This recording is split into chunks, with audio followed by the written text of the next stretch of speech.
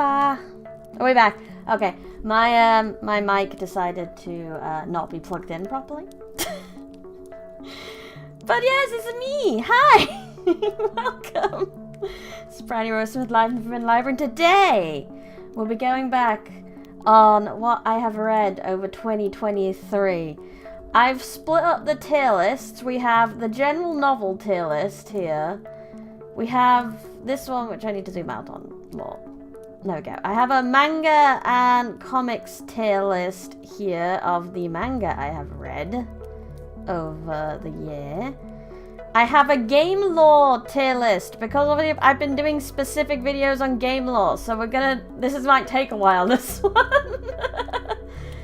Got all the Ruiner videos I've done, all the Honkai videos I've done, all the Genshin videos I've done.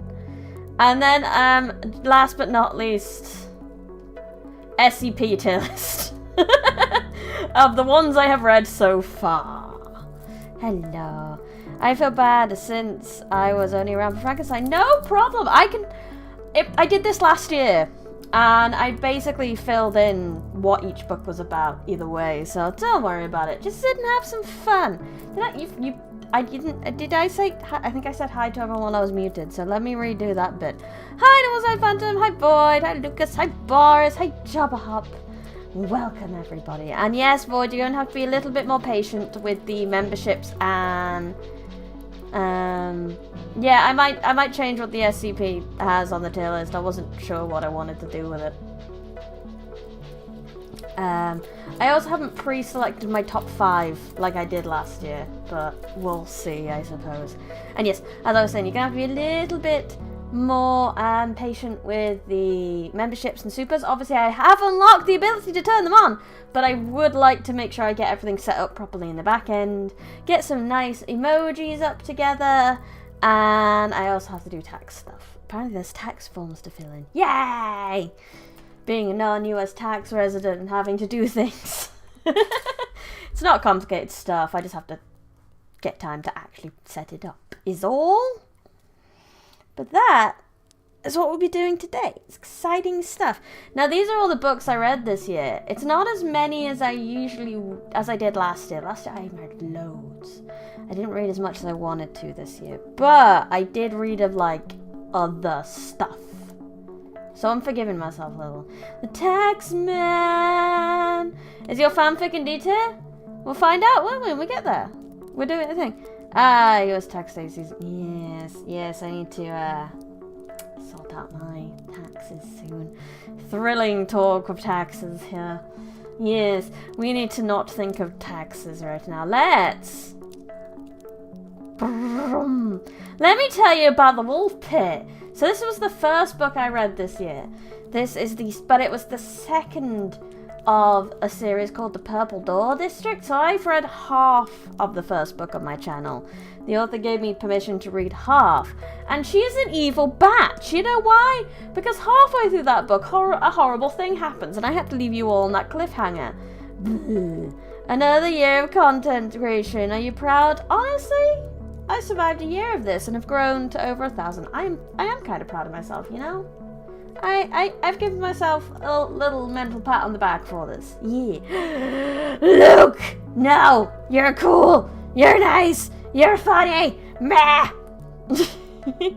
You have to fill out US taxes just because you're using US-based company to earn money. I'm not filling out US taxes. There's just some extra information I have to give Google. In order for them to be able to work out my taxes via, like, internationalness. It's not much, honestly. It's a couple of forms. It's not that bad. But I just need to get it sorted. And a fire hazard. Yes, fire hazard head. We're still in the first 7 days of the new year. I'm still allowed the new year hat, okay? No problem, Luke. I'm glad you hopped in. You stay, you go, you live your life and enjoy your time. Well, I tell you about The Wolf Pit by Erin Casey. She's really cool. She's very prominent on TikTok, actually. She has a lot of very cool TikToks, and that's how I found her series, is through TikTok. It's an LGBT urban fantasy, and this one This book got kind of dark, and I didn't like it as much as the first one, because I liked the first one, I liked the protagonist, but this is where she's got kind of an ensemble cast, especially since I've read the third book very recently, which is actually the last book in this list. I started with her books, and I ended with her book. But she has an ensemble cast, so it swaps between characters a lot. So if you don't like a particular character, it can be a bit sad. But it was very good. It got a little bit dark. Some of the werewolves and parahumans, as they call the supernatural beings in this universe, were being kidnapped. You don't need to say dark sorry. You don't have to say sorry for that. I'm just saying that she does have one, and she's great. And they're being thrown into pits by hunters to fight and bet on. It's really evil and really not nice, and generally a little bit unpleasant at times. But that might be because I'm very soft. I like reading soft things sometimes, and this was not soft. However, it was good. It was a bit of a difficult one. I'm gonna put this as my, like, B, as in, like, I enjoyed it, and it's enough for me to go into the next one. I still liked the world and everything, but I wasn't, like, yeah, sort of thing. Yeah. I think that's the best one. And then, the first book we read fully on stream this year. Yes, that's your fanfic. Let me see if I can make it bigger for you. The Dweller, the Witch, and the Moon. There we go, it's slightly bigger now. That is your fanfic, Void. It probably is an okay read for a lot of people. I just can be extra sensitive sometimes. I'm not into books with big gruesome stuff in it, or with, like, dark shit in it. Speaking of one without dark shit, this was Dog Store Night by Kenneth James. So I read out the whole thing of this one on the stream, so if anyone wanted to catch that, it's there in the VODs. And Kenneth James was a very sweet author. He was so sweet. He watched my VOD, my live streams and VODs with his granddaughter, so I had to be very good when I was streaming this. I made a point not to swear during the streaming of Dog Store Night. Proceeds to play horror games anyway. I play horror games for your entertainment. And other than Ruiner, I guess that's also...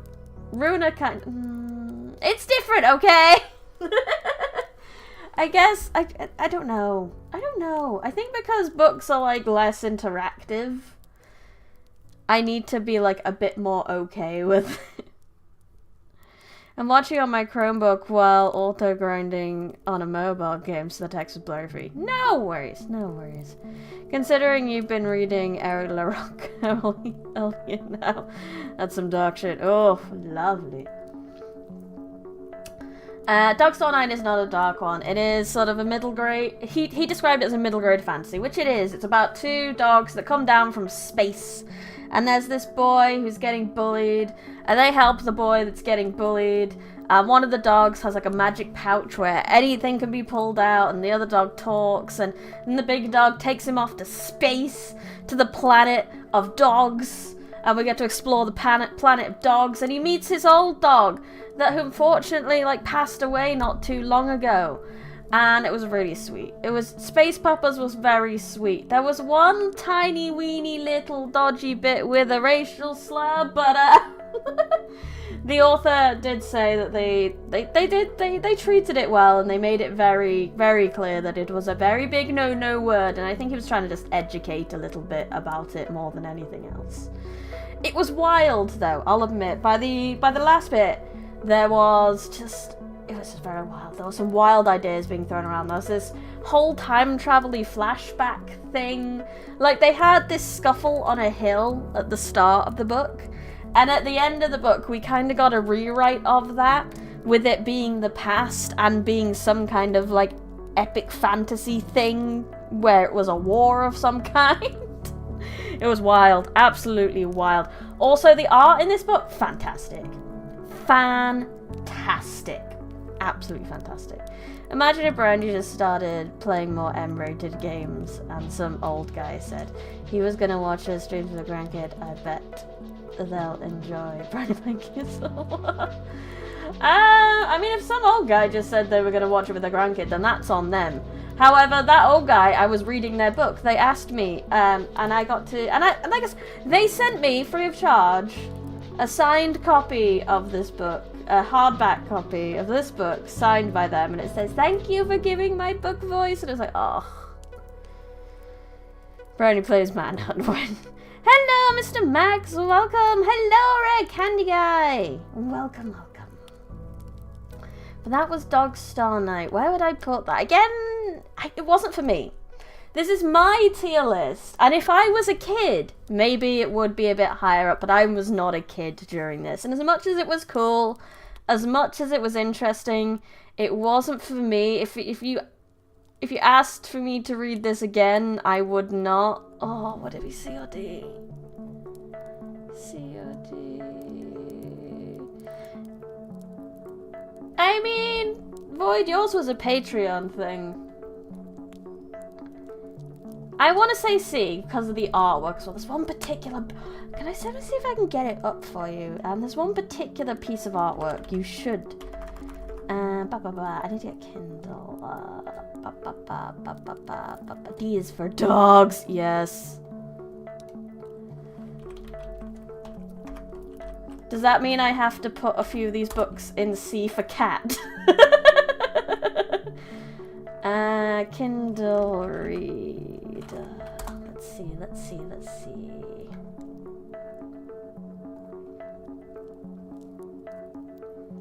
Dog tier, indeed.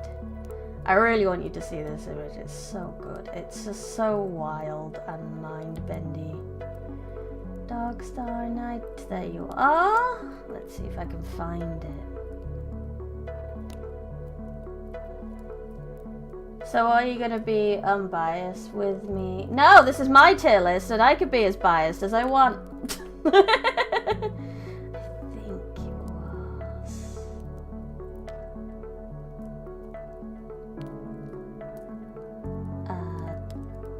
Tales of the Dog Park. Nope. Was it just before the dog park? Yeah, they're all gonna be biased because it's me. This is, like I said, this is more what I like. Like I said, if I was being objective, then I'm not sure if Dog Star Night would be solo dogs. It's so imaginative. Here it is. I found it. Let me just share this with you. Yeah.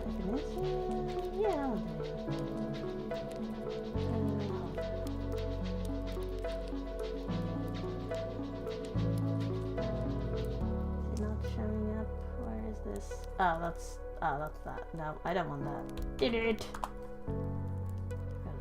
Chromebook. Here we go. I found this one. Pull it upwards. Look at this. This is where the dogs look at their humans on Earth. They've passed on and they look at their humans and their lives. It's crazy. It's such pretty art. But yeah. Earth shredded into pieces. No, it's a viewing globe of the Earth. That's what, it's so imaginative, this book. There's so much charm to it at the very least. I know, in it. But that's why it's gonna go C rather than D. It's not the kind of book I would like, but there's a lot of charm, a lot of art. It's so pretty. And here we go. Here's some shoujo.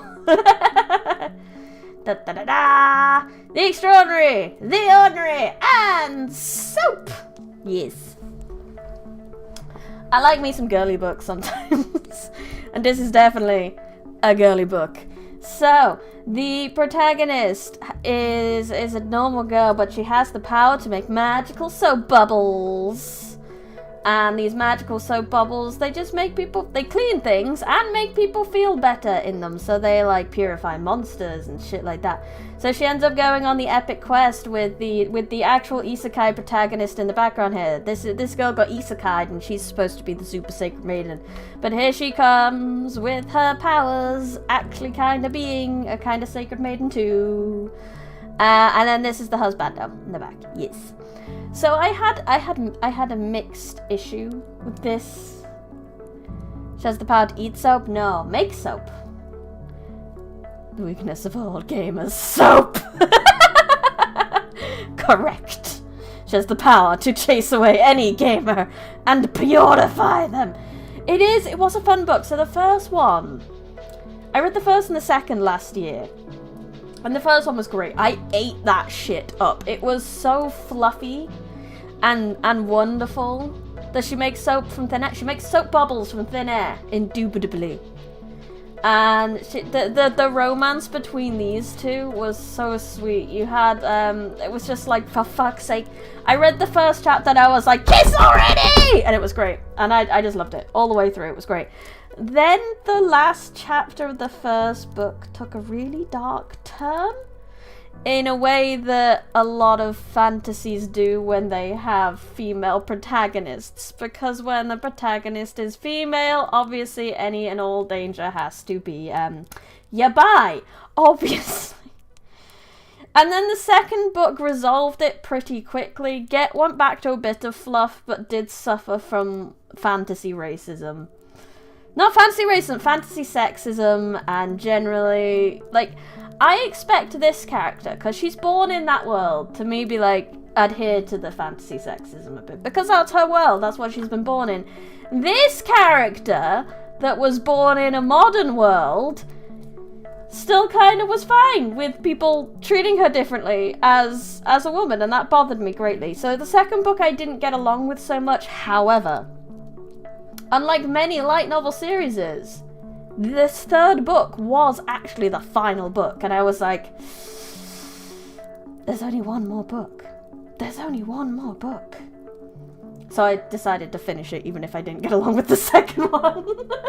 So this is how we ended up here. Took a dark turn, seems to be a running theme here. You'll notice some of these over here may already be in dark places a lot. So yeah. But anyway, this one, so the third book was actually a lot better. Once it had resolved its main plot, it actually got even better.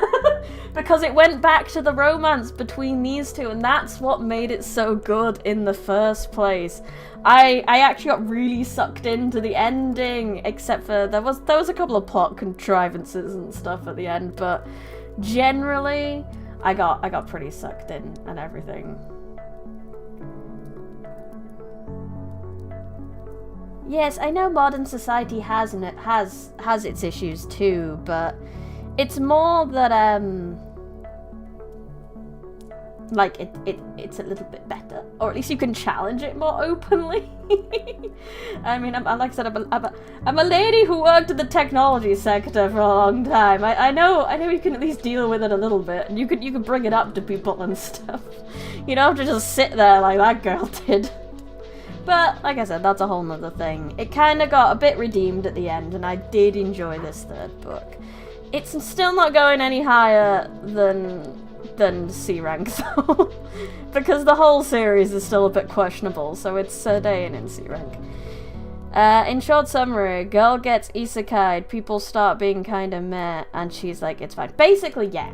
Like, she's isekai'd, she's from the modern world. I would expect her to stand up for herself a bit more, or maybe be at least be a little uncomfortable with it, at least kind of spot it and be, but no, she wasn't. She just acted like it was nothing, and it bothered me a little bit. Now for those who fall. So last year I read the first one, which was called She Who Rises.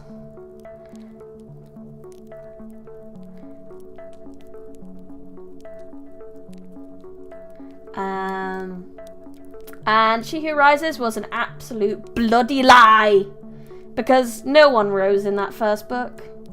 Honest reaction, yeah. No one rose. It was about a geology student. She went to a museum to study some rocks for her project, but she touched one of the rocks, and then a dragon appeared. And the museum exploded because of the dragon. And then she woke up next with some people who were like, yeah, by the way, magic's a thing.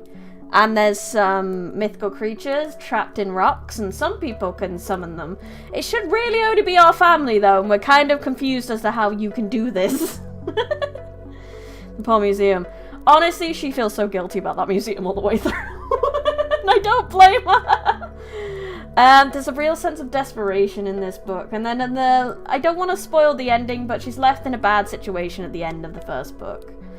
And this one, again, it has that huge sense of desperation. She has to keep off the beaten track. She's on the run, basically. And she's doing her damnedest to somewhat learn how to use this dragon she's now paired with. Not trying to kill herself and not trying to get killed when there's other people out of this group that can use magic. And it's so good. It's got this great tension all the way through the book where you just don't know. You don't know if she's gonna be okay. You don't know if anything's gonna be okay. The only thing I'd say is that maybe the plot's a bit slow, maybe. I think it's the problem with it being a middle book. It takes her most of the book to kind of meet up with another person. And then, from then on, I assume the next book, hopefully, more things happen. I look forward to reading the next one. Yeah, it happens whenever I touch rocks. I'm not allowed in the supermarket anymore. Why would someone keep a dragon in a rock? Well, you should read it to find out, Mr. Max. Now, it's, I think it was an ancient thing. Like, their world was connected to another one a long time ago. And then some mages found out how to seal monsters into rocks to use their power. But then something ancient things. It was a long time ago I read this, by the way. We're talking early in the year, yet last year, this one. So I'm not 100%. I'd probably have to do a little thing. Bryony, don't your plots go incredibly fast? Yeah, there's nothing wrong with that. Boy, do you say that like it's an insult. Another argument for eating rocks. But then the dragon would eat you from the inside. It's also a poison dragon, which is very cool.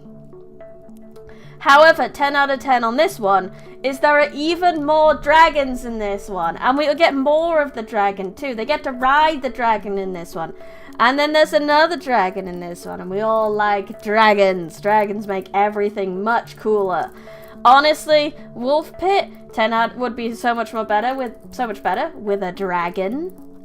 There was talk of like drakes and stuff in the first Purple Door District book, but no, we don't actually get to see one, which makes me sad. She who rises, those who fall. And the next one's gonna be the ones that stay on the same height. What is the third book called? I want to. Let me give it a quick Google. Rachel Awesome. No. Ah, I spelled it wrong. She who rises. It is already out. It's called When We Live. That's what the third one's actually called. So that will probably be on my list for next year. Nah, I'm just pointing out that you said because the plot is too slow. Okay, Void.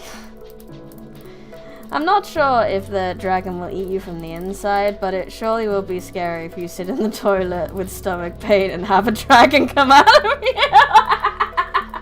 Oh lordy, that's a nightmare poop right there. Dragons making things cool are hard to argue with. Older metal was dragons and lasers, and that's pretty cool. And those who scraped a knee on the pavement. But this one gets to go a bit higher, partly because of dragons, and partly because I'm like genuinely excited to get to the next one. I just haven't. It's just, I've got a lot to read. I've got so many books. So many books lined up. So many. Next, we read this one on stream. So this would have been my second stream book of the year. Catatonic, Book 1, Marcus Misadventures. This was a fun book. This was a really fun book, and one of the best representations of ADHD I've ever seen. Jeremy M. Moore is also a wonderful author who kept in contact with me via messages, and he sent me pictures of his cat, because the cat in it, I think he was called Purloin, was based off a cat that he found in his car at one point. It just like trying to fall asleep in his car, so he took it home. So there is many a cat in this book. Well, no, many a cat. One cat in this book. The book is about a man who works at totally not Wizard of Oz Corporation. He works at a pharmaceutical, and he works in the archives, and no one bothers him, and he has to go down into the dark archives and find things for people. And he finds a book at one point, a magical book that he reacts to, and everything's fine. And then his boss, the big boss, asks him to order some stuff from a really weird website, and then it comes to his house, and then he sort of kind of looks at the book and he's like, oh, it's got magic spells, wouldn't that be cool? And then magic totally doesn't go wrong, and he totally doesn't have some kind of psychic bond with his cat now. He can hear his cat and what his cat wants and things like that. Magical eBay, yes, that's actually kind of what it was. I highly suggest going back to the mods for this one. It was so good. If you like cats, you like a bit of comedy, 10 out of 10. It was such a good book. I want the next one. Jeremy, if you watch this, I want the next one. I think this one deserves to be my top 5, to be honest. It made me smile all the way through. Like I said, great representation of someone who's neurodivergent without ever having to either say it out loud or without having to say it out loud, or without it ever seeming like a negative. It's just like the way he is. And I also love the relationship between him and his girlfriend. Like, that she accepts it of him, and it's just like, yeah, sure, that's just how it is. That's how he is, it's fine. Maybe she gets a little annoyed at him, like anyone would naturally do, but it's just so wonderfully done. 10 out of absolute 10 on this book. Highly, highly, highly recommended. That's definitely going in my top 5 for this year. Marcus Misadventures, yay!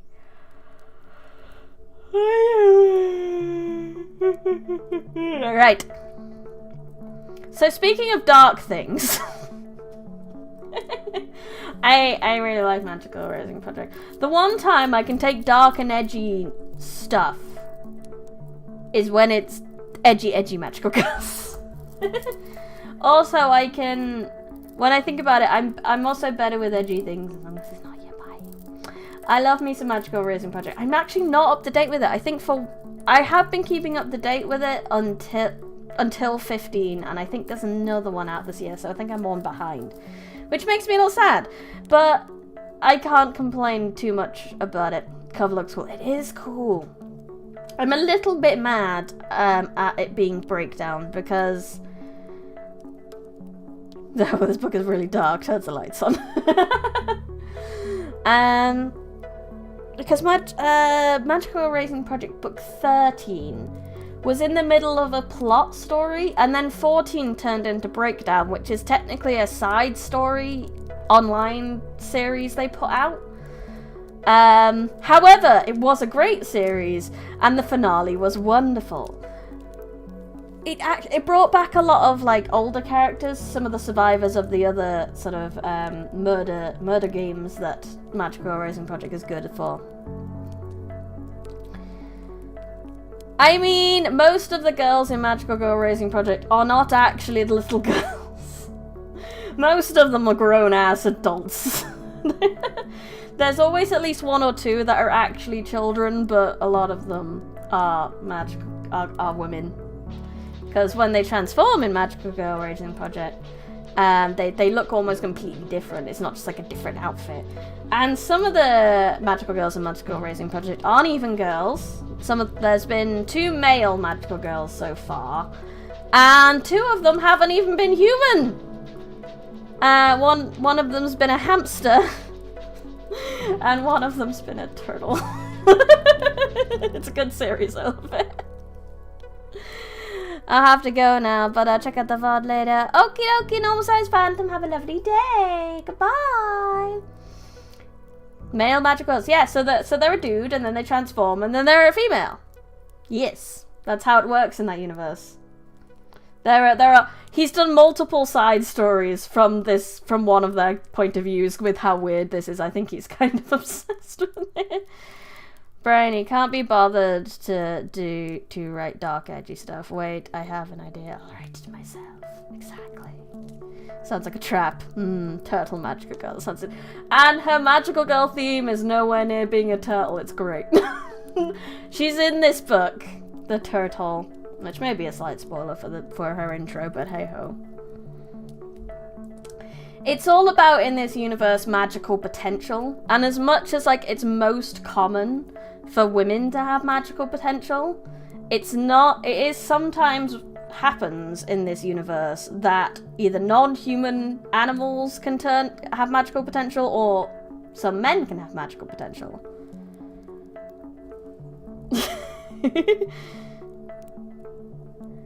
True. So yeah, that's kind of how it works. It's always it's just about that magical potential rather than it is anything else. There's also mages in this universe as well, which help like make magical girls in the first place. People who could just use magic. But in this particular book series, they're all trapped on an island together, and there's a very, very crazy, potentially artificially made magical girl going around who can just absolutely rinse people. The absolute action of this book was fucking amazing. There's this character called Dreamy Chelsea in it. Like, her magical girl name was Dreamy Chelsea, and she can manipulate anything in the shape of a star.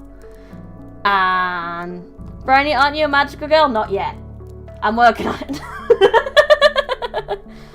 When you say no to getting magical powers and turning into a magical girl, as long as you could avoid being a dog, sorry, I just want to do hybridation. Oh, there's this absolute tangent. There's a manga next to me that's in my pile of things I need to read called Magical Girl Instant, where a salaryman turns into a magical girl. He always wanted to be like a Power Ranger or something like that in his life, and then he goes to save someone and he turns into a magical girl instead. It's called the Magical Girl Incident, and I am so looking forward to reading it. It sounds so good. But anyway, that was a tangent.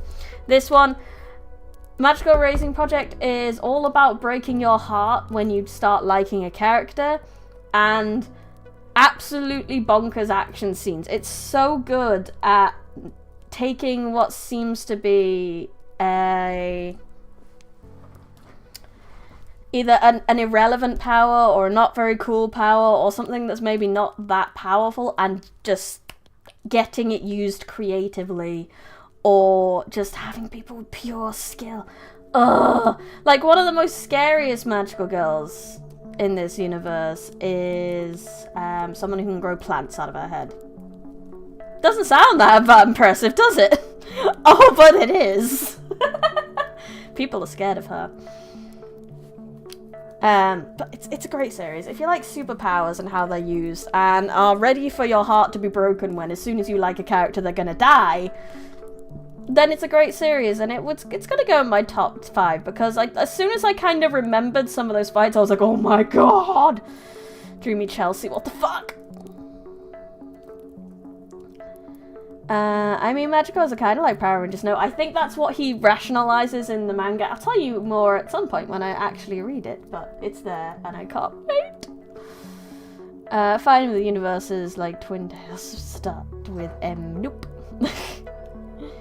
Interesting. Are there any Waltzy's Power where Power Rangers dancing together with magical girls? I don't know. 2 books of the top 5, indubitably. And then the next book I read What's the second Nier Automata light novel? 1 second.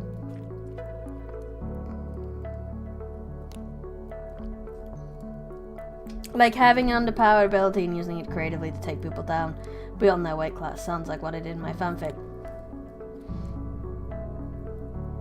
Is that what you did in your fanfic? Because you gave people lots of big power-ups. I'll just take a note for later. So the second Nier Automata fanfic. So obviously if you played Nier Automata, you know the drill. You know, very pretty but very sad androids.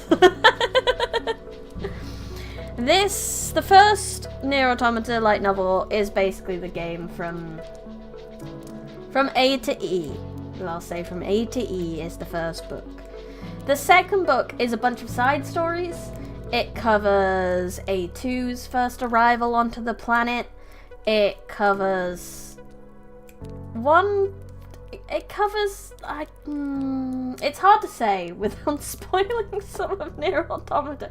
It's really good. If you really want to know a bit more about the world, have a bit more time with these characters, it will do that for you. It will just give you a bit of time to have a bit of fun. There's a couple side stories that are just a little bit weird, and some that are it's just kind of interesting to see the should I say the loops? Should we say the loops? I think they're saying just the loops is fine.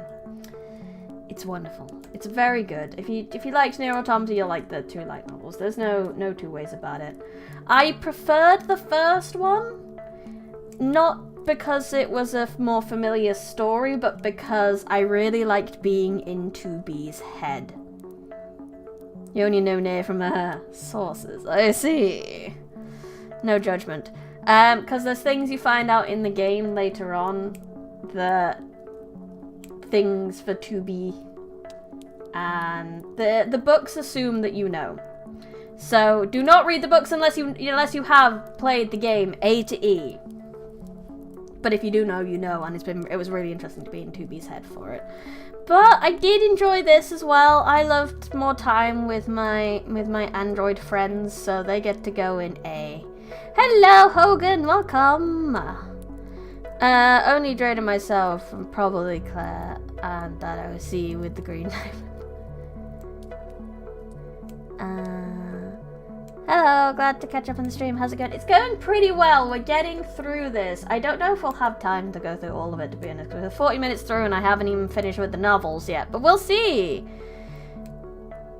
Why is your model over? I don't know. It's just decided to be like that today. Don't ask. I don't control the way VTube Studio decides to wake up in the morning. I really don't. Sometimes it decides to do this, and then other times it decides to forget what blinking is, so we don't control the rate at which VTube Studio expresses. Because she's British and they don't know how to show emotion, so it compensates for the model. Exactly, Lucas! That's the correct answer. So next book, you know I read this because I was going on and on and on and on about it while we played it. While New Luck played it, I apologize, while New Luck played it this year.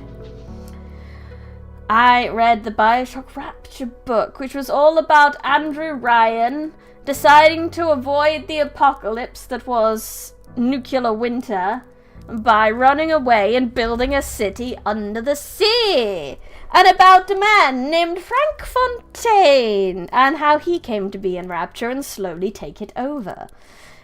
It was great. Absolutely great. And what was kind of more great about it is I'd kind of forgotten a lot of the stuff from Bioshock. I knew some of the names, so I knew like the name Sophia Lamb when it came in. Frank Fontaine kind of rang a bell, but I couldn't really remember too well. Obviously I knew who Andrew Ryan was, and I couldn't remember who bloody oh, what's the name he takes? Atlas. Greetings, folks! Welcome! Briny, you're not blinking. You should probably get that checked out. Who needs to blink? I'll just exist. VTube Studio being an eldritch entity, like no more. Exactly. That's all it is. Has she shilled the bleach colouring book? No, I will never shill my colouring book. It's mine. When the book is so good, you forgot. It's not that I forgot stuff because of the book. Like, it's just been so long since I played the game before reading this book that I had generally forgotten who people were. which kind of made the book better because I, like, forgot things that were important. So when it came up in the book, I was like, oh, da da da! I probably could have guessed a lot of it coming otherwise, and because I had forgotten, the book was even better. Shill the briny colouring book. I don't have enough pictures of me. But it was interesting seeing how the decline happened and how fast it kind of happened. Like, how it went from something vaguely normal to people kind of just arguing in the streets to absolute, what are they, splice heads. So the city of Bioshock gets taken over by Fontaine, thus the city is named after him someday. Then the Battle of the Gods happens and the Hydra-Archon becomes ruler of Fontaine. Yes, exactly, 100%. And then they built a thing under the water that was called the Fortress of Meripede, which gives me big Rapture vibes, I'm not gonna lie. The design of the fortress gives me big Rapture vibes. Wait a second, that doesn't sound right. It's right, though. It's right. It's all Genshin in the end. It's all Genshin in the end.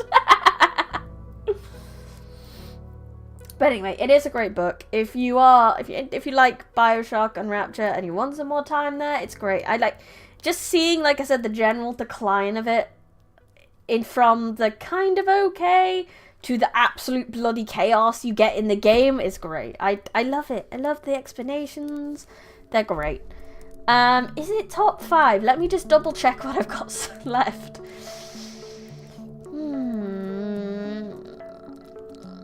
Is it top 5? It might be top 5. It might be top 5, you know. I really enjoyed it.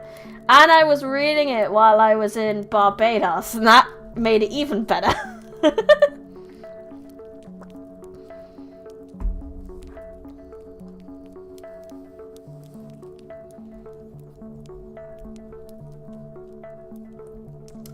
Okay, next.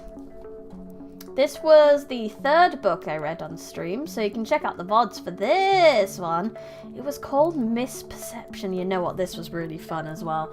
And the most fun thing about this book was you were never told what the main character is.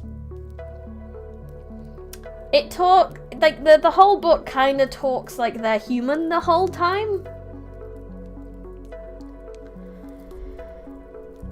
But you never know.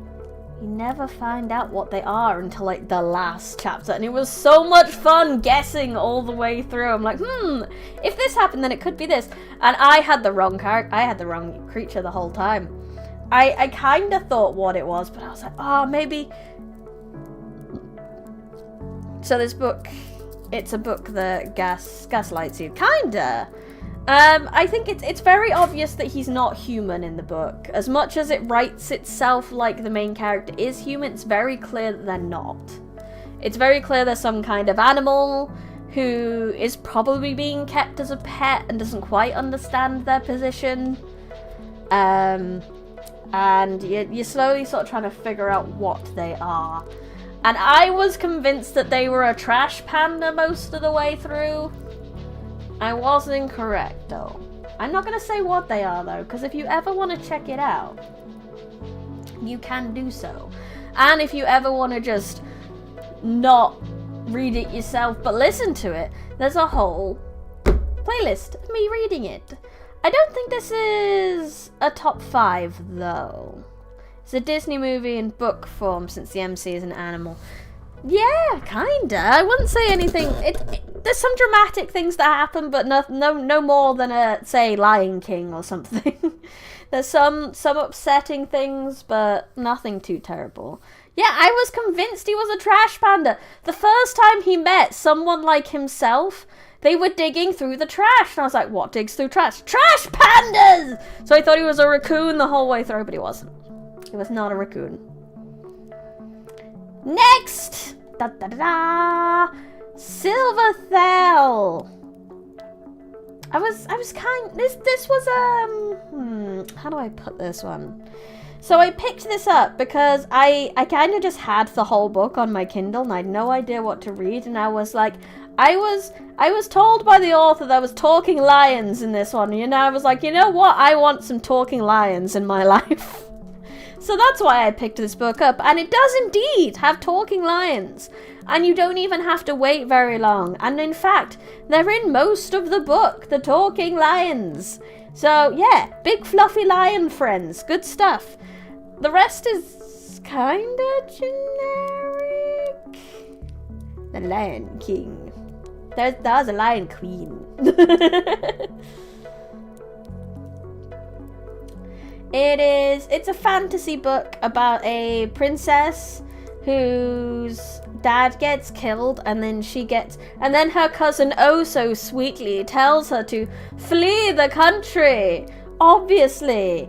And then obviously the guard that she's with, there's like one loyal one that helps her escape, and then she's attacked, and then she's left for dead, and then this kind elf boy helps her out. And it's quite generic, I'm not gonna lie. There's some cool things, and I liked the budding romance and things like that. If you just want something that's maybe not going to challenge you too much, you want a nice little bit of a world that's maybe not too unique, but very nice. An elf boy, yes, pretty elf boy and talking lions in this one. The femboy variety, it did not describe him as the femboy variety, no. But it's good. I can't say I don't enjoy it. I can't say I'm not going to be looking for the second book at some point in my life, because I would like to see them kiss. I want to see the protagonists kiss. But sadly they had to split apart after the end of the book, and I just can't. Their destinies took them in different directions, and I can't wait for them to get back together and kiss! Kiss. Challenge me in what way? In a Pokemon fight, a duel to death? In some book way. I mean in a way that you don't need to figure things out so much. A lot of fantasy books can be quite thick, you know? They have like a lot of rules you need to remember and things like that. Silverthell didn't really have that. It was quite straightforward. It was just like, okay, there's this country, here's these elves, there's a few different types of elves, blah blah blah blah blah. But there wasn't any like big magic system to remember or anything like that. There's some wonderful little bits of magic and lore and things, but it's not like, say, I don't know, Game of Thrones, where it's like thick and you have lots of different things going on. It's like there's one thing going on, and here's all the stuff that's happening around it. Here's the kind of a bit of the world that's happening around it, and it's just not overwhelming at any point, which is nice. A lot of fantasies can be a bit thick with double C, indeed. And I know some people like that, but my brain is very smooth and simple sometimes, and I just want a straight up fantasy that doesn't have to explain lots to me. But for now, Silverthell is not a top 5. I'd probably say it was a B. I'm not dying to get to the next book, but I did enjoy it, you know? I did enjoy it. Shame, I thought you were being sent to the Shadow Realm, Jimbo, if you failed to finish within a week. Sometimes, not like all the time. Shish. Shish. Shish you. Da da da da. B for based in a Chinaman alliance. Trial of the Red Rune. A short story. This one was only a short story, but it was by a woman known as Kay MacLeod, who is my favourite author. I need to double check if she's brought anything else out, because I am determined to read her entire library. Okay, MacLeod.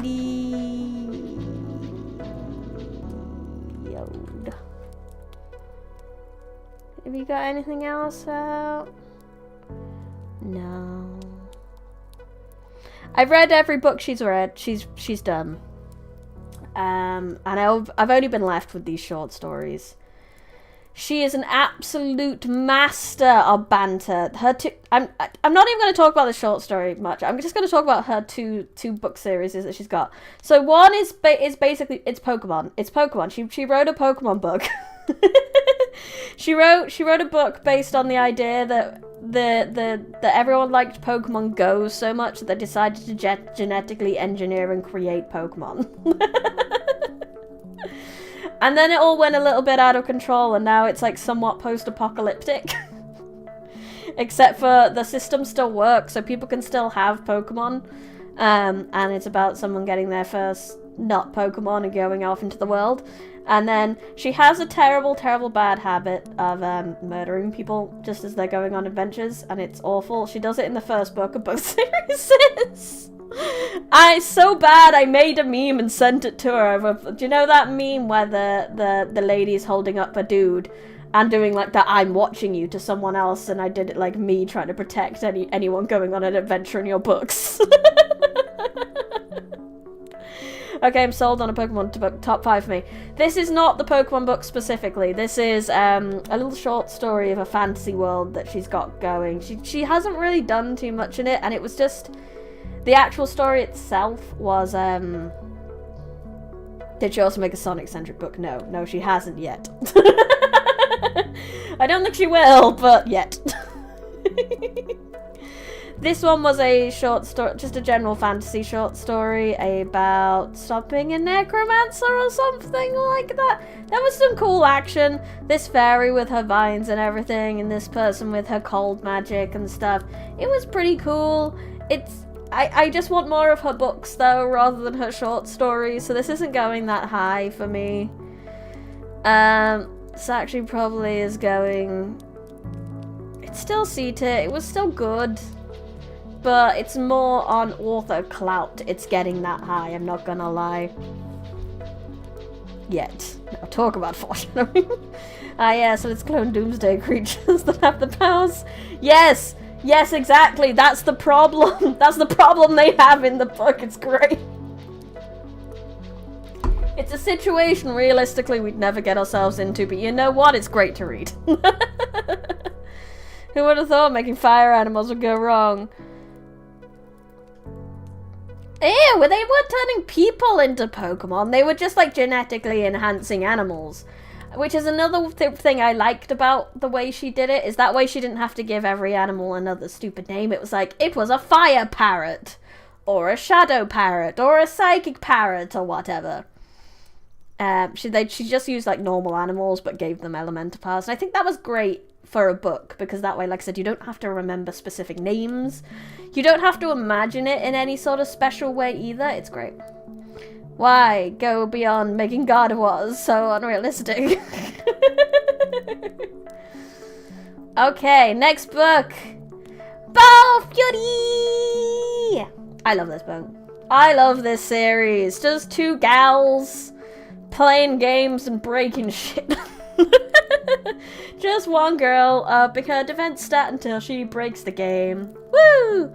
And having a severely high luck stat in order to find all the unique abilities. It's bonkers. I love it. It's so low stakes and just absolute popcorn of a book that just makes you happy. You just read it and they're just having fun, and you're just happy watching them have fun. It's 10 out of 10. Honestly, I love this series. It's great. Knowing mankind will reach the point where making something worse. Yeah, at least if we make at least if you made Pokemon, they'd be fluffy animals at least. How much happy does it make you? Incredibly happy! Like, it's just wonderful. It's just you need to chill out for a day. What do you do? Yes, the book version is great.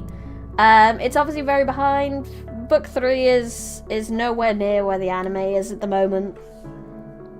So you'll need to read a lot more if you want to catch up with the anime. But it's worth reading because, like, it's kind of like Tear Moon in a way that the narrator is also a whole nother character. Just like them pointing out, and then Maple said this, when in fact it was stupid. It's great. The narrator is going like, yes, and Maple's entirely unaware of her absolute fame and dumbassery. It's wonderful. It's wonderful. And I think that deserves top 5 as well, because it makes me feel happy. Okay, next! Gilded King. Oh, this was a good one. That's all you do to chill out? Fair dues. Well, I read both your to chill out. I lie. Technically, I'm reading Tear Moon Empire right now, but that's not the point. There's also the Gilded King. Now, explaining this might be a thing. An hour has passed and we're barely halfway through the... We're way more than halfway through the tier list. It's fine, Lucas. Yeah, I'm not sure if we'll get through all the tier lists. I didn't think we would, I'm not gonna lie. But we'll try. We'll try our best. The lore tier list is going to be the worst. However, the Gilded King. What does gilded mean again? It means covered in gold. Covered in gold. The king is literally covered in gold. This is actually literal. Gilded. Or does it mean covered in, like, thingy? So, in this world, there's the blue and the red. In the blue is basically a society around, based around vampires. We follow one young girl who lives there who doesn't want to be assistant to a vampire, basically their personal food person. But she's a bit too scared to leave for the red. Because as far as she's concerned, there's monsters in the red, you cannot go out into the red. The red is bad. On the other hand, with this being a split narrative book, we have one of the vampires who goes out into the red. We follow him. And it turns out that the red is actually kind of okay for humans. But only humans who have been infected with a particular virus that makes them uneatable to vampires. If a vampire eats someone who's had that virus, they become human. And they lose all their powers and their immortality and everything. So the blue is kind of their perfect cattle farm. Whereas outside, there is the red, where there's some humans who live just fine, and also some humans contracting a very horrible...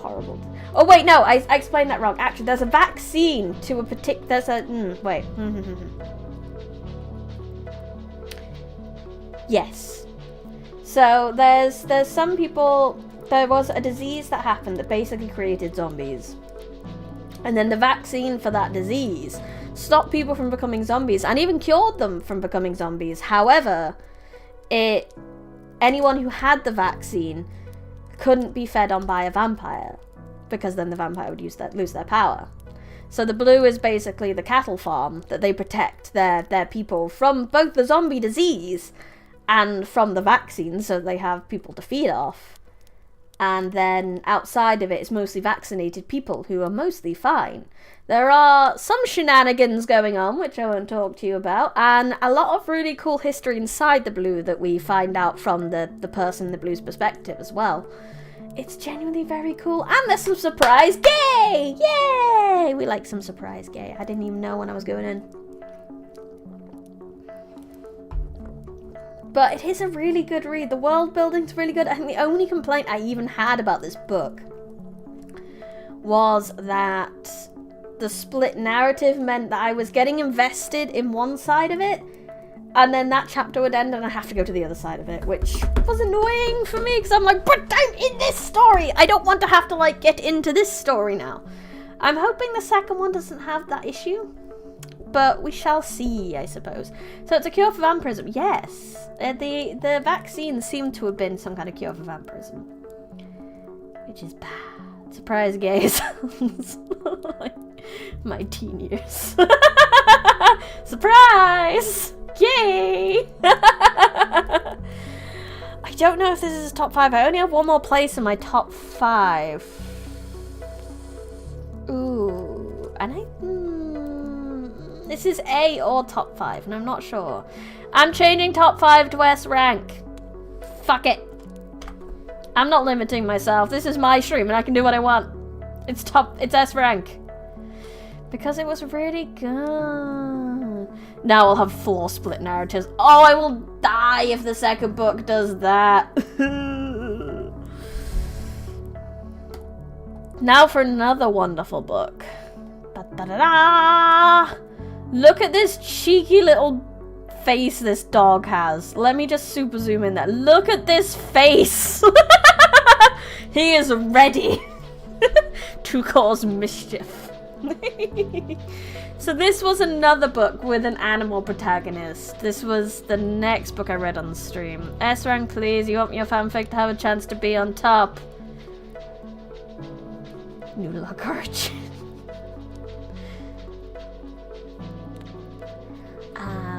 So this was about a doggo called Jake. And a doggo called Jake was a very special doggo. I need to make it smaller again. Let me make it smaller. There we go. It's way too much of a human face for a dog. I think it's because he's the protagonist of the book. Jake the dog. Exactly, Jake the dog. Jake the dog was the protagonist of this book. And he had a magic...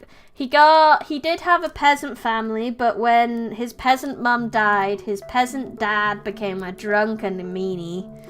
So when there was a royal procession going on, the royal family saw him being mistreated by his peasant daddy and adopted him.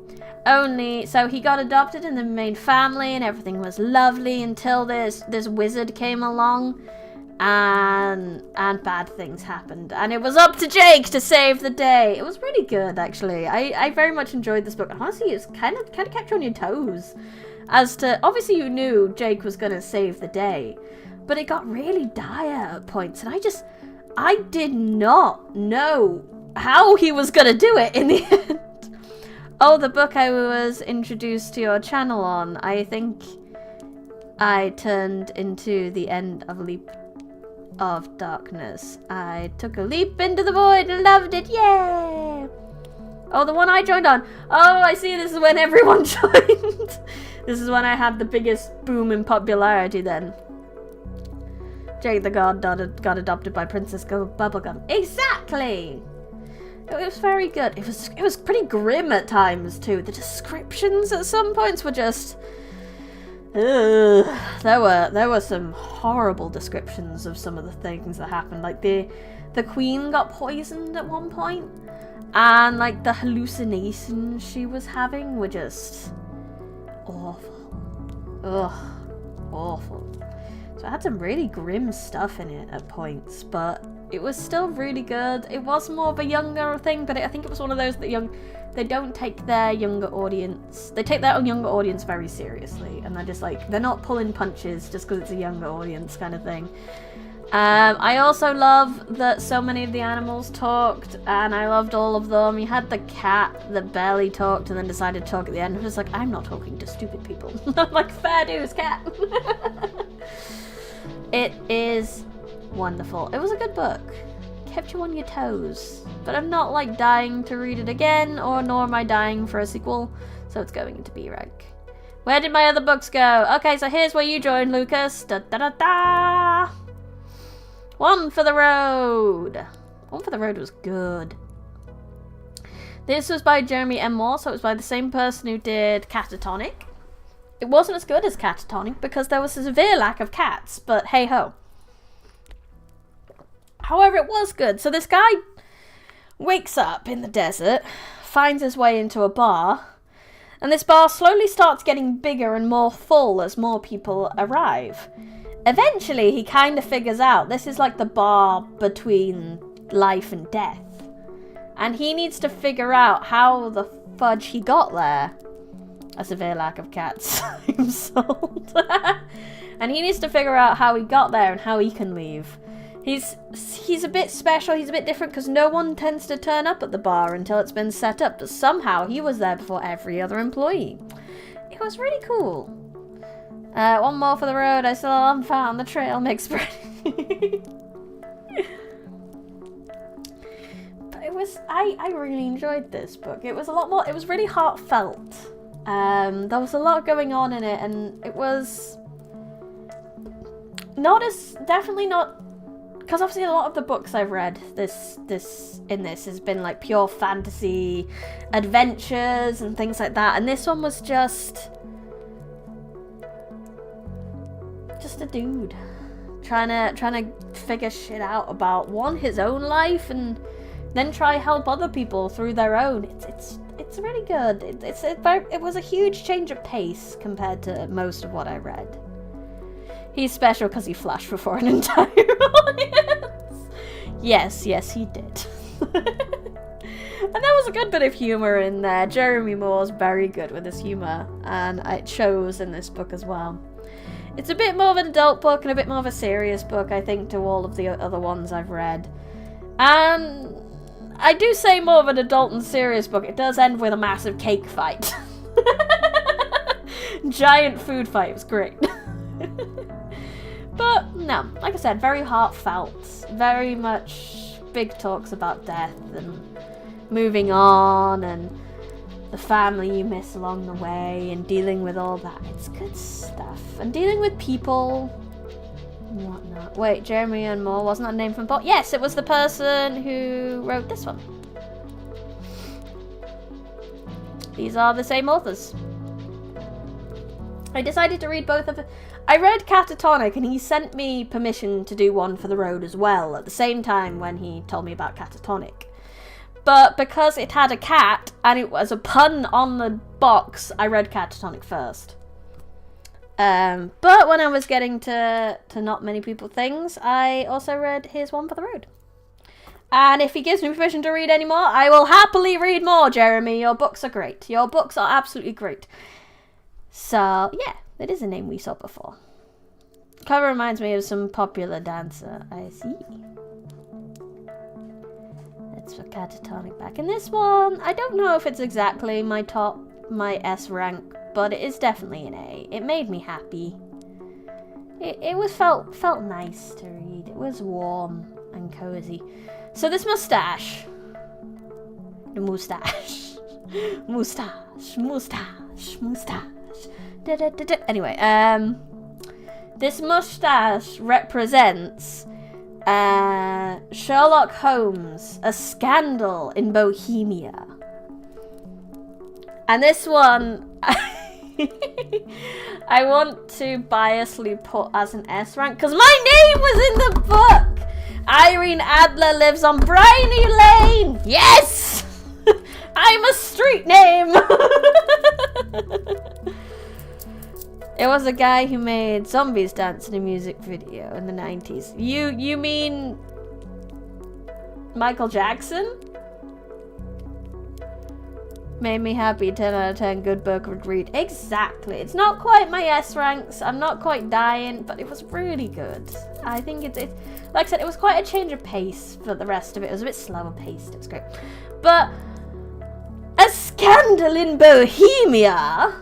Mr. Sherlock Holmes' Scandal in Bohemia. It was one of the first ones where we met Irene Adler. So that was fun. His future waifu. Or not waifu. Or the person he says is that woman. It was very good. I enjoyed it. And it was fun. I'd never actually read a Sherlock Holmes before. So it was very fun to actually just read that and go like, ah. Weirdly, I read the... there's a somewhat of a parody book, I suppose. A fantasy parody version of Sherlock Holmes called Warlock Holmes, which is more of a comedy kind of thing. And after reading that and then reading Sherlock, it was quite entertaining to get to know. You want to live on Bryony Street now? Fair dues. I'm sure it's wonderful. Irene's house sounded really nice, so I can only assume the other houses on there are really nice. And it's just kind of entertaining. It's great to get a bit of... I call Bryony that old woman. Lucas, you meanie. Sherlock Holmes. Warlock Holmes, actually. A master of the dark arts. It's good stuff. It has a really good audiobook, actually.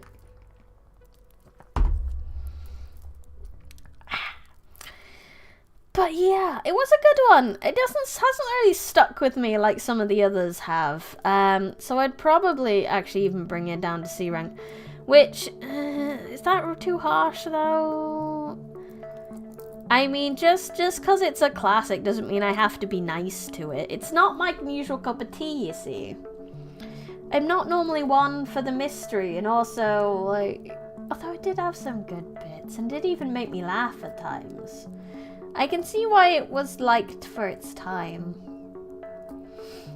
But it's not my usual cup of tea. So yeah, it's gonna stay there. So you know what comes next? Do I need to make this bigger? Bigger! Too big! That'll do! The Dweller, the Witch, and the Moon Girl. The fanfic inspired by my witchy alter ego Nulak, who appeared around Halloween. As a British person, Bryony, would you know about tea? As a British person, yes, I do indeed know about tea. Please feel free to give me your questions of tea. So this was written by our local Void Dweller. Probably the only fanfic I'll ever read on a YouTube stream. No, it's the second fanfic. It's definitely not the only fanfic read on YouTube stream. I've known other VTubers to do fanfic readings of themselves and things like that. So it's not the only one to have done this. But it was wild, and I really enjoyed it. There's something so wonderful about someone liking my characters enough to want to write something like this, even if it was a potential self-indulgent self-insert with all sorts of other wild things going on and breakneck pacing and all that. It was great. It was great, and it just made me smile. I'm just like, someone likes my things so much and I wanted to write stuff about it. Oh, someone loves and thinks about my world as much as I do, and it's great. It's fucking great. No, I mean, you're reading it on YouTube. I know what happens in Patreon. Yeah, I haven't read any more of Void's fanfic. I technically read my own fanfic already, so...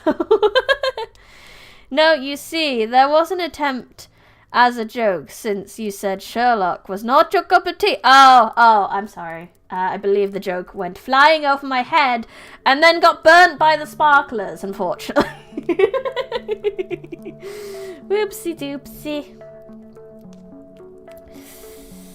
But where does the fanfic go? It did make me incredibly happy. Made me smile. And that's all that matters. But I think I'm gonna put it... The sparklers would be a problem, yes. When the jokes fly over my head, they get burnt now as well, and I get, like, joke residue everywhere. I can finally talk about the sequel now. I decided the villain of book 2 will be Nulak's sister, who's named Goldiak. And she's been trying to take over the Forbidden Library. Also, it's going to touch upon what happened in Atlantis. Well, I look forward to seeing it, Void. It will not be read live, but you know what? I look forward to seeing it. First one was wild. I think it deserves to be a B. You can have a B. Promise book 2 will be gold. That's high promises there. If only because it did make me smile a lot. It made me smile a lot more than most of these did. But I don't think it's quite up there with these either. So, B for bountiful effort was made. Indubitably. The bountifullest of efforts. Now the next book was good old Frankenstein! This was a great book, honestly. The language, oh! It was hard to read, as I pointed out during the reading a lot. Because it was so old, the grammar framework, I guess, wasn't the same. So there were some sentences my brain was trying to like rearrange as I was reading it. So it made it very hard to read out loud. However, just some of the words, some of the descriptions, some of the ways things were said, the speeches, the speeches were so much fun to read. I got so into doing some of these characters and stuff. It was so good. If you read it in a pre-recorded one, it'll still make me happy. And yay, I did a better job than the other 4 books. Yeah, you made me happier than those 4 books. That's definite. I can say that one for sure.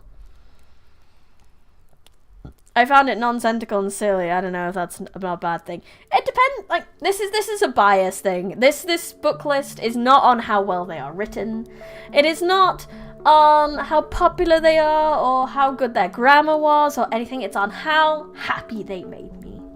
On how much they made me smile. And how much I enjoyed the experience of reading them. So in that way, yes, the fanfic definitely gets a B. It may have been old grammar, but nothing,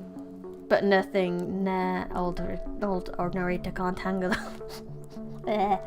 I think I did pretty well reading that whole last book. It was hard, but we did it.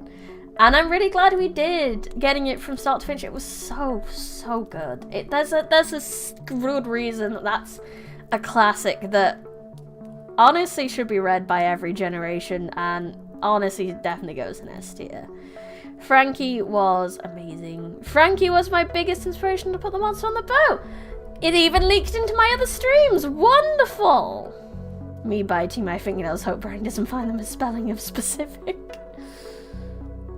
That's very Pacific of you. Why would you want to do that? It's fine, you can't beat my misspellings of my old fanfic. So here's the third Purple Door District book, and the second one I read this year. I technically finished this year, but it was like New Year's Day, I think I finally finished this one. And I was a bit mad at myself, I'm not gonna lie. Because I wanted to, this was the third book of a series that I've been really enjoying. But for some reason I took ages to get through it, and I was very sad about that, to be honest. I thought I would start this book and I would eat it up. Because I like the characters, I like the world, and I need to know how it all pans out, but it actually took me freaking ages to get through it, and I'm kind of mad at myself for that. But I did get through it. And you know what? It was great. It was a good ending to the series so far. I don't know if she's got any more books planned, but this was like definitely the bookmark ending of whatever arc we were on kind of thing. It was really enjoyable. I really liked it, and I really hope she does more. However, I don't think it gets an A or a B. I did cry. I'll admit, this one did make me cry. Oh, actually, no, it's definitely getting A. Right. Okay, why is it getting A? Why have I suddenly changed my mind? Because it has one of the best redemption arc characters since Bloody Zuko. It was great. She just, between how this one character was in the first book and how she ends up in this one, it's compelling. It's wonderful. It's just so well done. It's earned. And it's so good. It's so good. And purely because of that character and its redemption arc, it's going in A. That's it. So that is my tier list of novels for 2023. Da da da da! Should we go on to the manga? It's manga time. So, manga.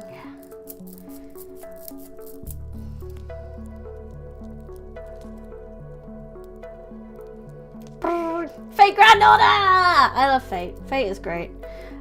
These granddaughter books aren't that amazing for me because I did play the games and I do know what happens. However, the art is pretty and I like to see things.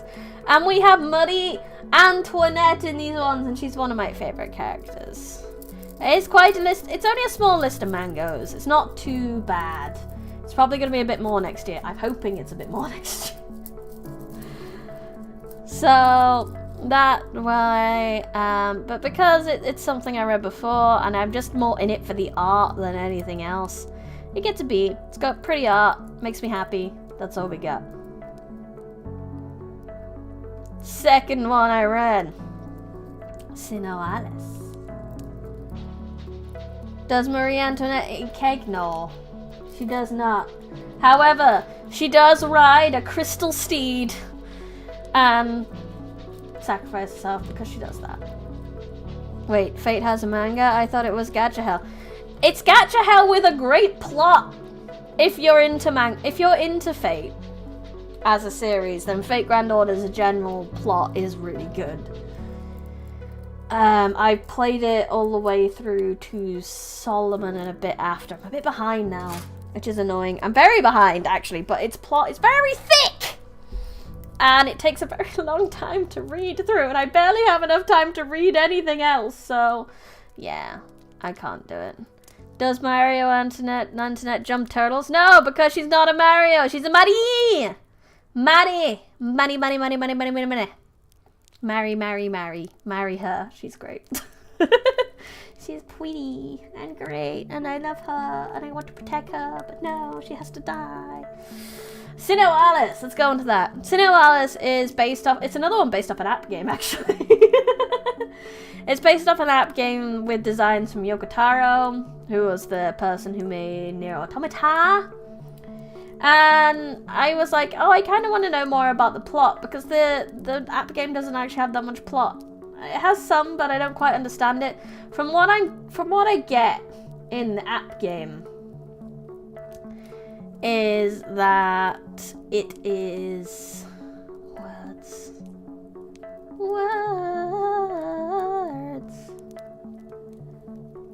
It's all these sort of fairy tale characters trying to find their authors so they can get their plots changed. And this is nothing to do with the manga. For the record, the manga's very different, and I didn't get much from it at all. All I got from the game was that Sleeping Beauty is an absolute mood because she is trying to make it so that she never wakes up from sleeping. She wants to find her author so that she can just stay asleep. And you know what? Sleeping Beauty, that's a mood. Sequel of Alice in Wonderland, Alice in Sinner Region. No, this one was covered because of gore and is kind of an awakening thing where she starts awakening to her Alice powers, but then Red Riding Hood turns up and murders her entire family. And that's about all I can remember that happened in this book because I didn't quite get the rest of it and I am not motivated enough to get the second volume. So, this actually might be my first D tier, unfortunately. If you're more into the app game and you understand more of that lore, please feel free to tell me, anyone who watches this, whether you're in the chat or you're a future person in the VOD, let me know. The second one I read. Why? Because this looks like Ichigo. And then there's a cute girl, so it's great. And you know what this cute girl is? She's an adult! She's a full-on adult. She's above 18, everyone. Woo! She's not a child. She's not a child in a swimsuit. She's an adult in a swimsuit. But she's a failed actress, or at least she's attempting to become a better actress. She's had one good movie, which was called Ghost Reaper Girl, in which she played a girl in a swimsuit that fought monsters. Now, apparently she's a really good medium for spirits or something, and these spirits were coming after. So this guy came along and was like, hey, I'll help. And she was like, ew, I don't want your help.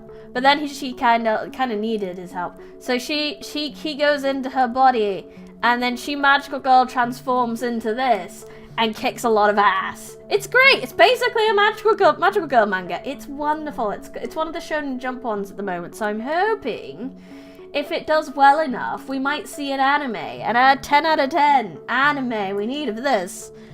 It's great. Brian, you're not getting talking by the officer. Yeah, exactly. No FBI needed here. She's an adult. Gonna make a part 2 to the tier list? I don't know if I will, honestly. We'll see how much we get through.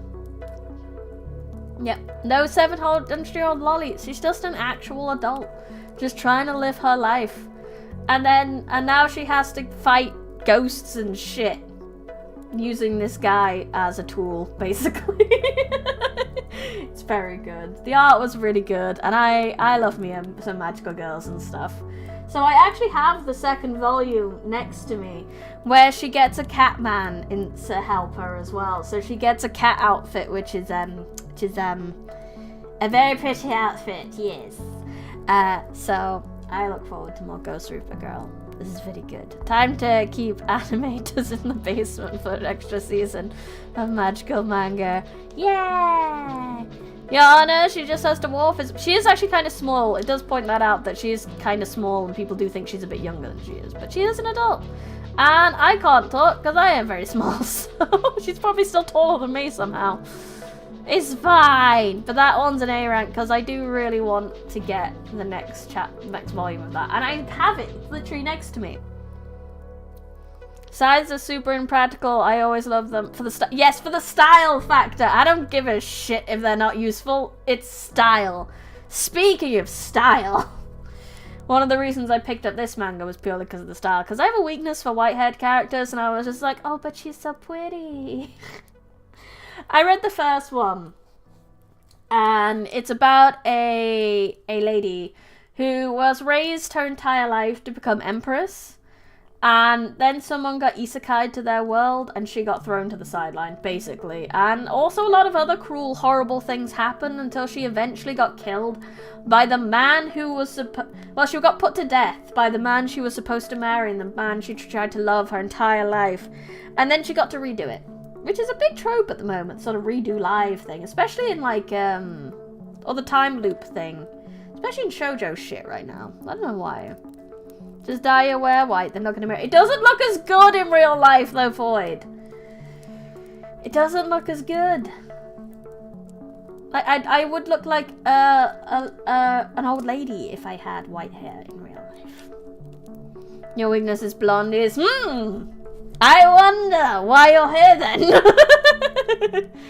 Man, why is it that every single white-haired character in media gets the shortest end of sticks of all time?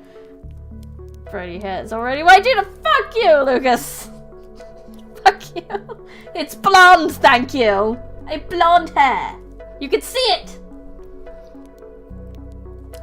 But anyway, in the second book, it's less doom and gloom because she's already had a bit of time to adjust to her new life.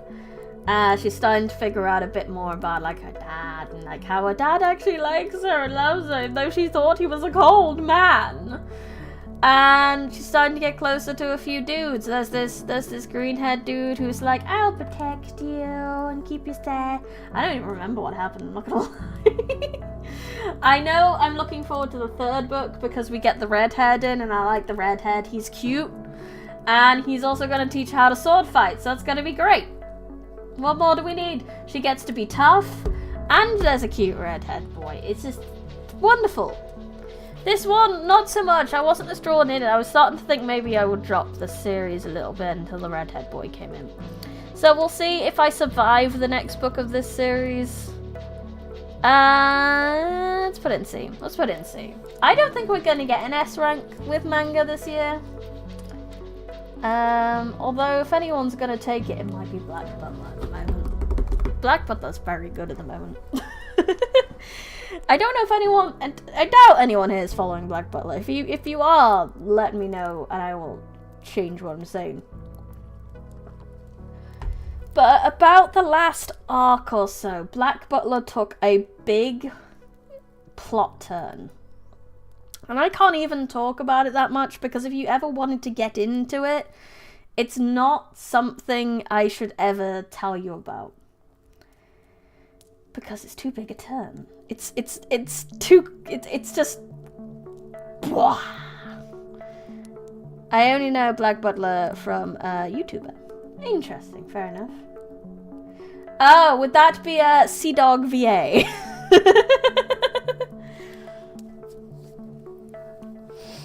But it's very good. The plot just keeps getting better. I think this one, if I remember correctly, this one tied up the last bit that was happening and started the next. I don't even want to talk about it. Totally not. Wonderful.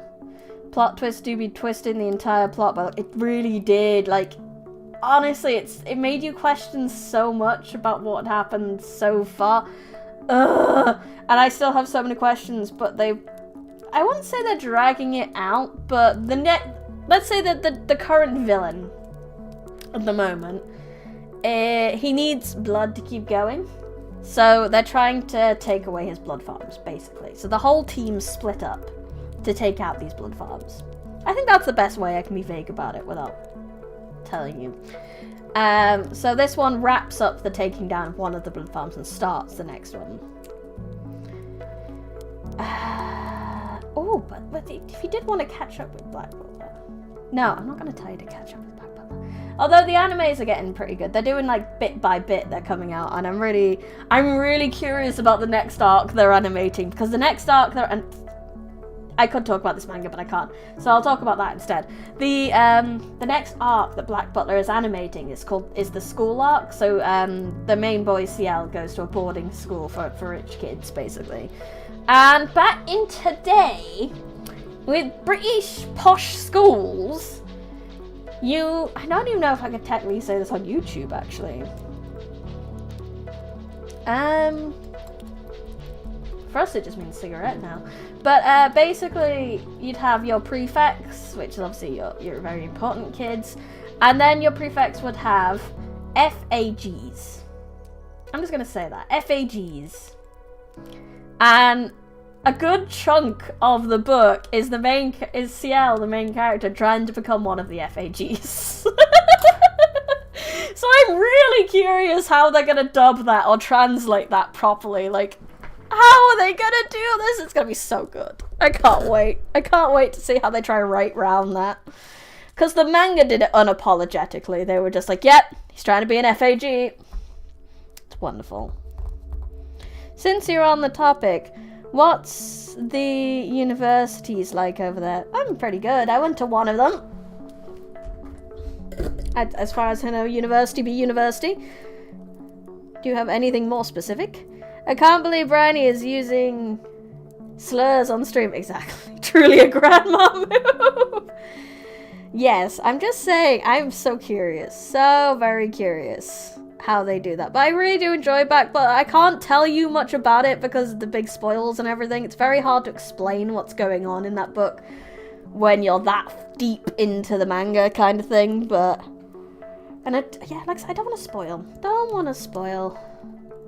So next one, da-da-da-da, Prince Freya! Can you guess why I picked this one up? Can you guess? Totally not the white-haired character at all. So Prince Freya is about a girl who... She's pretty wild and pretty carefree until the prince dies. And the prince looked a lot like her. Like a lot. And the country cannot afford for its prince to die right now. So she has to replace the prince. She's this crybaby country bumpkin who suddenly has to be a prince. I'm trying to find a good legitimate university so I can learn how to be a game dev brainy. I mean, do you not have Open University where you are? We have like Open University where you can take courses online and get degrees online and shit. And it's all above board and everything. However, uni is expensive over here, I'll give you that. I can't believe Brownie's tents went from black-haired hedgehogs to white-haired humans. I know! So rude and undeveloped. But that's because the white-haired ones are normally the edgiest.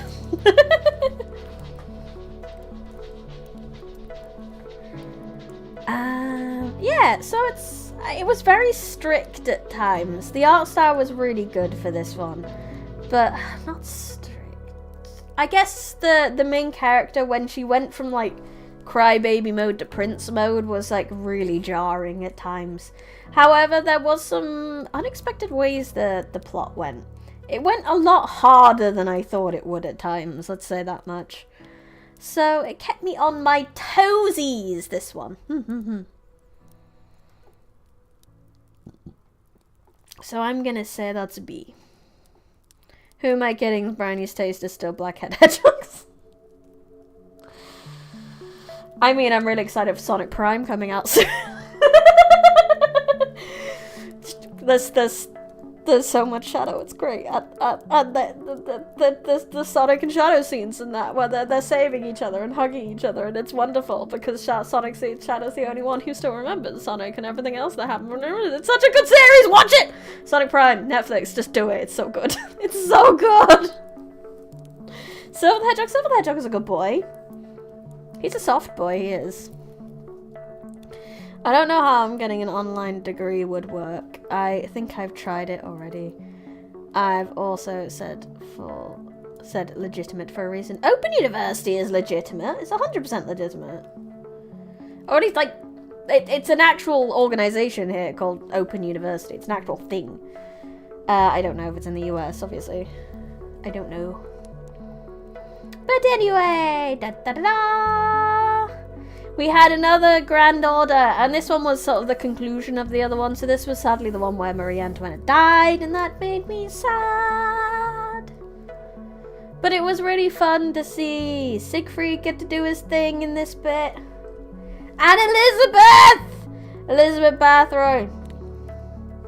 Is there a website for that? I don't know. Let me have a look. I don't know. The Open University. Yeah, it's a UK-based thing, so unfortunately, I don't think it's a US thing. But yeah, that's good. Again, art style's really fun, and it's nice to go through the story without, one, the battles padding everything out, and two, with a bit more drama and flair, I guess. Because it's not a couple of sprites talking on a screen, that gets to be just generally a bit more dramatic in the manga than it is in the game.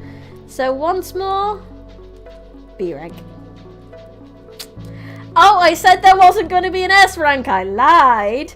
Hey, look. Edgy magical girl shit.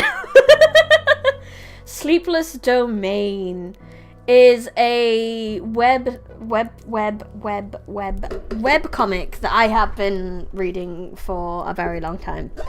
I am completely up to date, and when I saw it in my local like manga and comic shop, I was just like, ah! And I had to buy it. I had to buy it so much, and it's so good. It's so good. It's so good. The first chapter has like a marginally different art style. Apparently it started with a different artist than it kind of remained with. So it looks very different in the first few chapters than it does later on. But once it settles on that art style, it doesn't take anything away from the drama. And it's really good. So it's about a city that lives inside a barrier, and at night an extra barrier goes up and protects all of the citizens inside the buildings. Outside of the buildings, girls who have had a special dream and have awakened powers have to transform into magical girls and ensure that none of the monsters break through the barriers to hurt the citizens. So it is called Sleepless Domain because these girls do not get to sleep. Static spray. You killed my family. Watch die. Skip combat. Pretty much. Sleepless Domain sounds like my first Genshin experience. No sleep.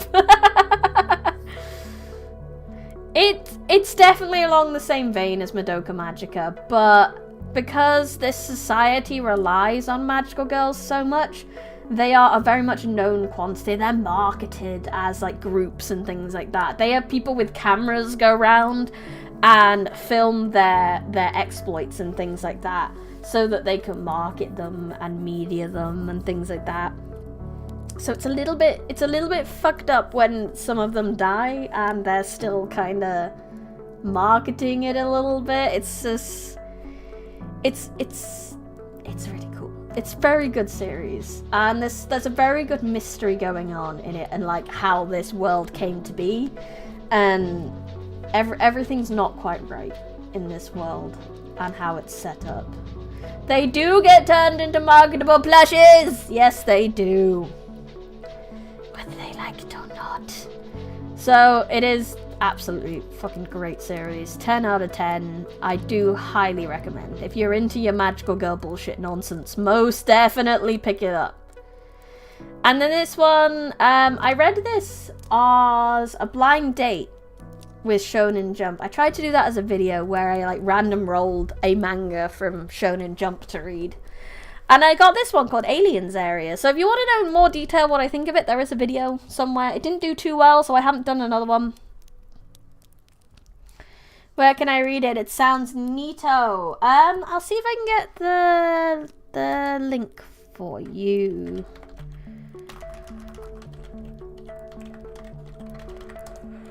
Sleepless week. La la la la la.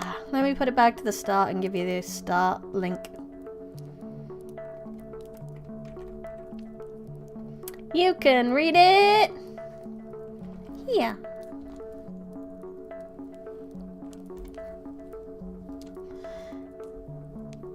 Shonen Green Lantern, low key. It's not quite. It's about so it's about a group of, it's kind of the Men in Black. You know Men in Black, that movie? It's kind of that, but Japanese. Today we have, sadly say, name died in combat, but in other news, literally they do at one point, like a girl dies. And they literally go like, oh, half price sale on their merchandise. Like, literally, it's that grim. It is that grim at times.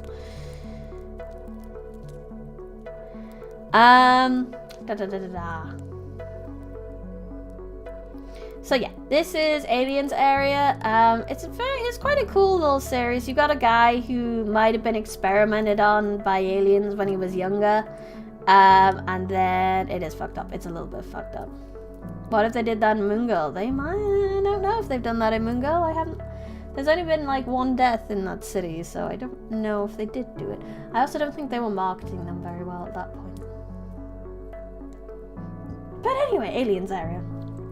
So it's about a dude who's been infected by an alien when he was younger.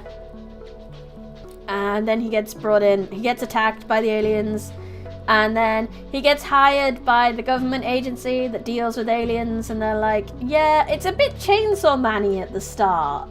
You know how Makima's like, I mean, you could come with us, or we could kill you. It's kind of like that. Except this guy's a lot nicer than Makima, and he's like, yeah, well, I mean, I'll look after you and your family and shit. You just get this government job. I'm like, oh, okay, nice. So that's that, and then they deal with shenanigans with aliens, and I like that it's not all, the aliens aren't all violent. There's literally one of his first missions he goes on, and it's literally like an alien parking ticket issue. They are basically just like, bro, you can't park your spaceship in the middle of the sandbox, please move it. Oh, and he's like, oh bro, sorry, I didn't realize. And that's it. That's the whole thing. And I'm kind of glad. Like, there's a bit of a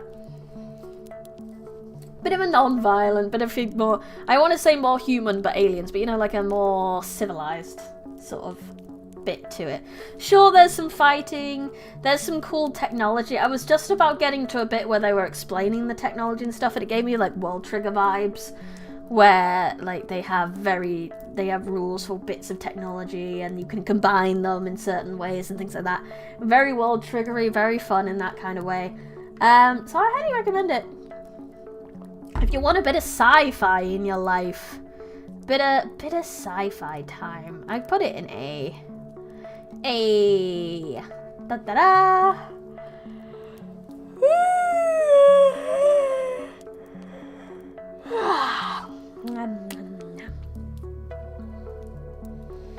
Man, I sure love forced employment where refusal means certain death. Yeah! But at least your family's looked after, right? Yeah, everyone loves a good skeletal dragon. I was crawling out of it. That wasn't... why would you talk about the skeletal dragon again? No! That thing was rude and generally hurt my soul. Don't even mention that thing again. But anyway, away from the skeleton. So we only have about 10 minutes left of the stream. So let's do the SCPs. So we had SCP for... Should we change this up first? Let's put that as S... A. Dragons are cool, but that particular one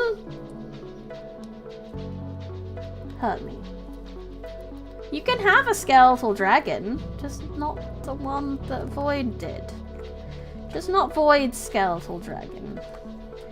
That one is painful. It makes me sad.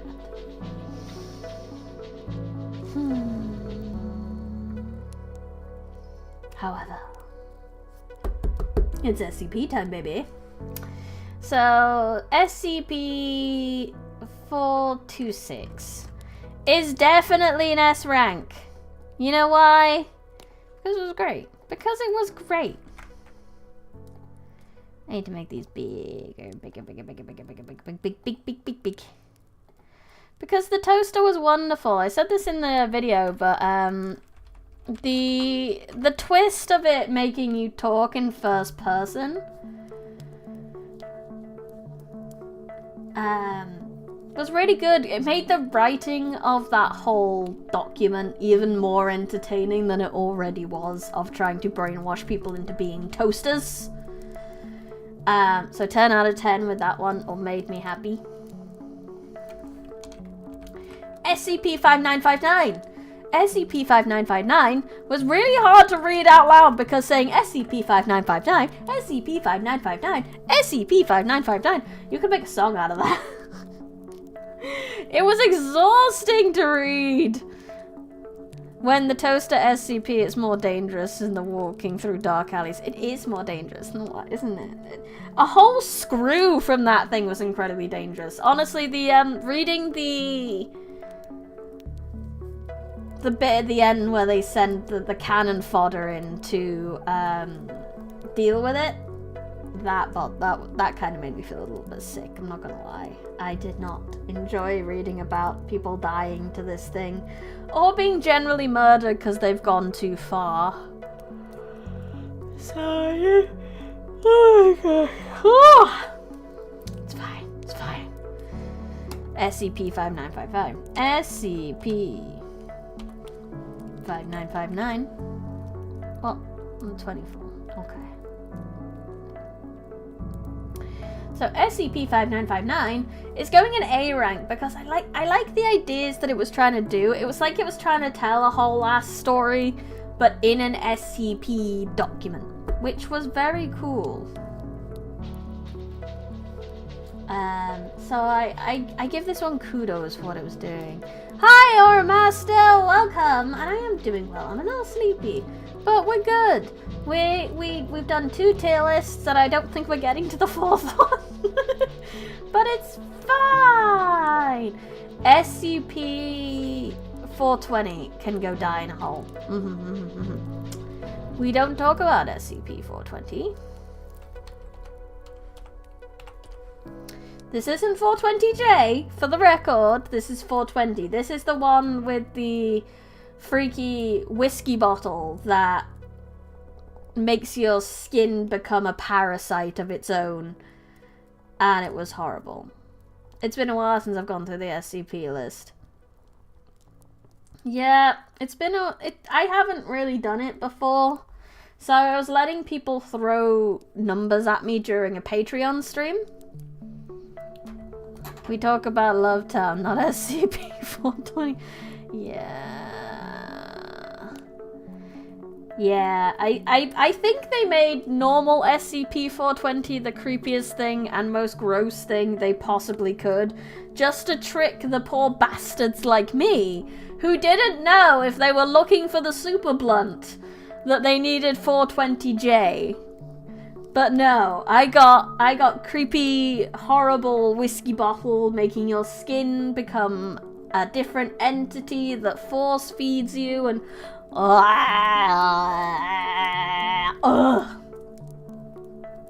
awful. 0 out of 10. Never read again. Awful. So yeah, D grade. So SCP-420J doll was very fun to read. 24. SCP. Not SCRCP. 420J. Absolutely wonderful. Very fun to read. Just a lot of people. Yeah, that will leave the hangover you will never recover from.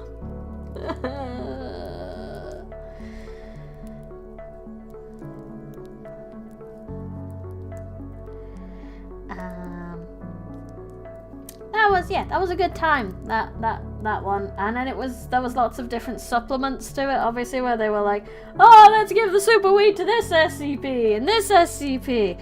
And then when we were going down the list of SCPs, they're like, let's give it to the sexy cat girls. We were like, what? Sexy cat girls, you say? So I'm gonna put that one. The sexy cat girls actually aren't gonna be that high on the list either. They're going into Ipidipidoo. I don't know which one to do, so I think it's be C. It wasn't that good. I wasn't that interested in the cat girls. They weren't cool or mysterious in any way. They were just like, they were like if Anonymous just happened to be sexy cat girls and had guns and was some kind of revolutionary army thing. It was just like, and then like the whole SCP thing was actually about the one dude they had with them. And I'm like, I don't care about this dude. I want to know about the sexy cat girls. Make the sexy cat girls weird. Make the sexy cat girls a little bit creepy. Just not kind of boring cyberpunky people. I don't know. Sexy cat girls with the guns. Interesting. Yeah, it sounds interesting. But it wasn't that interesting to read. Like, I don't know. The execution wasn't there. I always think SCP is more like to do with creepy or reality bending stuff, but generally the sexy cat girls was neither of those things, which was just kind of boring. It was literally a thing where you thought the cat girls were going to be entertaining, but you were lied to. Exactly! I was lied to, and I didn't like it, and it was sad. No, 420 was a betrayal. However, at least it was what I expect from SCP. I expect SCP to get fucking weird and awful and gross at times, but 2085 didn't even get there. It was like a group of four or five cat girls, and then this dude called Wizard, who had some kind of venom-like space entity in him, and I didn't care. I wanted to know about the cat girls, but no, they were just some revolutionary army who happened to have some like bio enhancements and stuff, and some were cosmetic cat ears. Like, that's the most boring thing you could give me.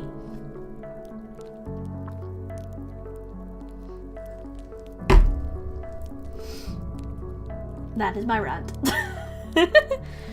Yes, I betrayed Bernie with that. The whole plot line Hydrator was angry at me, yes.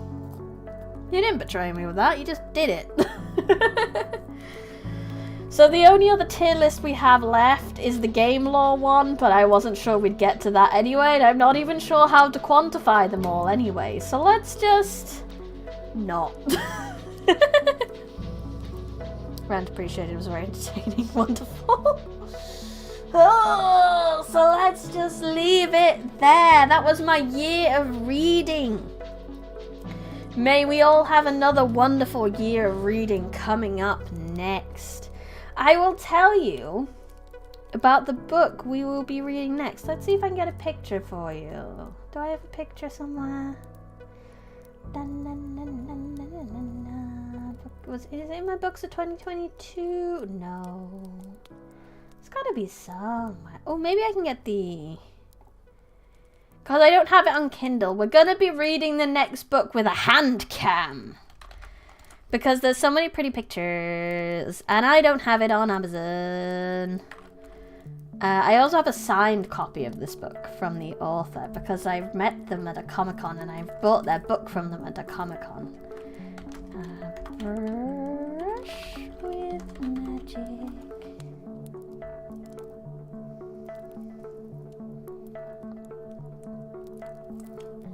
Okay, let's open this up. Yeah, so this is the book we'll be reading next. I have about I think she said the first 25% she said I could read. So we can read the good first quarter. And these are the lovely characters. Here's some of the lovely art we'll be able to see. Look at them being chased by a thing. We have a pretty fox lady and a nice elf boy. It'll be lovely. This book is very important to me because it is very much the book that inspired me to publish in the first place. And if I didn't publish in the first place, I don't know whether I'd be streaming either, because this obviously became this channel was kind of an extension of the authoring. So I don't know. We might owe my whole existence to this book. So we show it proper respect. Put some respect on Sonia Leong's name. Fox Lady, you say? Yep. Do not miss the streams for the pretty Fox Lady. She's a wonderful character who is a little bit sad, but she's getting better. I'm reading the second book currently, actually. It's very good. It's very good. I'll show you the cover of it at least. That will be next time. My next stream will probably be Tuesday. Work has been putting me in on Mondays recently, so I do apologize that Minecraft will still be going on, but it might not be on Mondays the next couple of weeks. I will try fit it in somewhere else though. So my next stream will likely be some more Library Runa on Tuesday. When it comes to memberships and supers, I will be working on getting them together. When they will actually be up, I don't want to say yet. It's probably going to be somewhere next week. Probably closer to the Thursday, potentially. But I will let you know. Oh, actually, before I go, let me tell you my ideas and stuff for how membership's gonna work.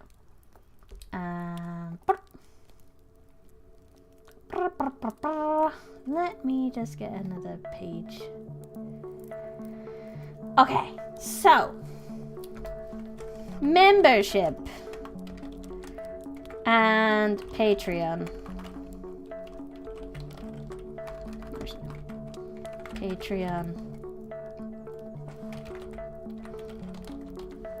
So,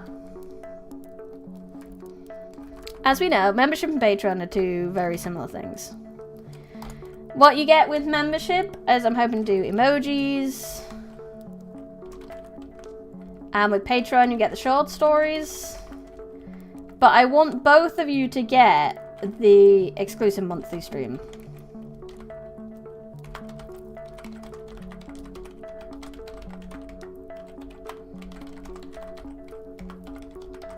So it'll be the same exclusive monthly stream for both Patreons and members.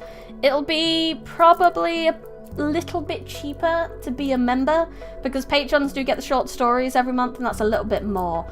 However, if you want the short stories but still want to be a member, I might be selling the short stories separately. You're gonna get Bookworm for YouTube membership. Exactly. I'm hoping that membership can be something that if you're more focused on my streaming and want to support that, you can focus on being a member. You don't have to be a patron as well. Or if you're more someone who wants my writing, you can be a Patreon and not a member. I want to be able to give you guys the flexibility to kind of pick whichever one you want to support the most. If you want to support both, great, that's wonderful. Thank you very much. But if you're more interested in one than the other, then I'm hoping that you'll be able to sort of be able to pick the right support channel for you, basically.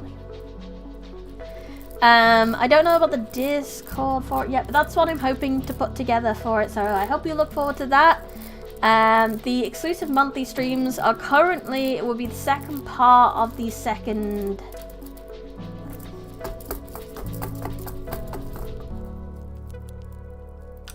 bit of the Sonic fanfic that I read. And then I'll go back to some SCP readings on the exclusive monthly streams. So what are the unique things you got for YouTube members? I mean, YouTube members have the emojis for one. That's a pretty unique thing. But other than that, I'm still trying to figure it out. Because I'm trying to figure it out in a way that's not going to add too much work to myself already. Because I am but one person, and even just one extra fucking exclusive stream always seems like a big thing to add in.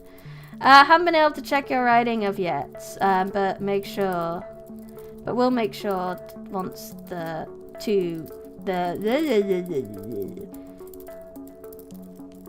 make sure to try the books once the capital is a bit more bountiful. Fair dues, fair dues. But I just thought those are the ideas I've got. If you have any ideas of what you'd like to see with membership, or any emoji ideas, please, maybe exclusive community posts. Exclusive community posts can be a thing. Exclusive pre-records, maybe. It's trying to find time to make said exclusive content. I will have a think and see what I can think up, but I wouldn't get your hopes too high for this. I'm already doing a lot. But I would like to give you guys special things, obviously. But yes, I would appreciate any. Also, are you going to lift the PayPal only restriction on your website? Maybe. I have to figure out how. It's just that PayPal was the easiest thing to set up. The rest will take some time to figure out. But if that's something that is required, then I can look into it and put it on my to-do list to do. In fact, I'll write it down now. Other payment methods on website.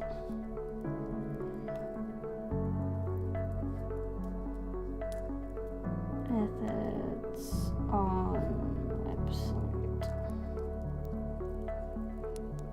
But yeah, PayPal literally was just the easiest thing to set up. It might be a little bit different now, but I did set up that shop a long time ago. I just hadn't been using it for a while. But officially, we're ending it there. Okay, that holds my ability to buy merch back a bit. That's fine. I mean, if the difference in prices is very fast, it can make sense for membership to have less stuff. That's kind of what I'm thinking. Membership will probably have a bit less stuff, but it'll be more focused. That's what I'm thinking.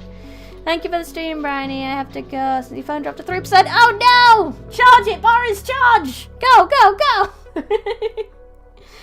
But I will be ending this stream here. Thank you so much for coming. Thank you everyone in the chat.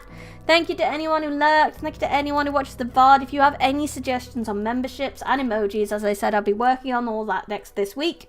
So please feel free to do any comments, either on this video or on that community post that I put up a little bit ago. Either way, either one, or even on the Discord. If you are not on the Discord, there are links in the description. And yes, I will see you guys on Tuesday. I had fun. I really hope you guys had fun. This has been Bryony Rose Smith, live from the Forbidden Library. Goodbye.